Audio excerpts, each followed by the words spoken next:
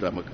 To balle shugabanci ko loluwa wanda in kai adalci al'umma za su ji daɗi, in kai zalunci al'umma za su takura, wannan ba magani ya mutu, wannan an je asibiti ba magani, wannan ba gado, wannan kaza kaza, wannan ba karatu, wannan ba kaza, saboda kai daɗin kanka kai daga kanka kai. Ina za ku da kuɗi? Ina za ku da kuɗi? Wane ne bai wuce shekara 70 ba a cikin waye zai shekara 70 kuma 140 kenan? To me kuɗi baya isa? Ina za a je a tara? Kana tara ma 'ya'yanka kai gado kaci? Ka san arzikin da Allah ya rubuta musu su? Abin da ake so ka yi adalci saboda al'umma ta sarara ta ji saukin rayuwa. Kai da Allah ya sa kana musulmi? Kana ina? Kana musulmi. Kuma kana ina? Kana Najeriya.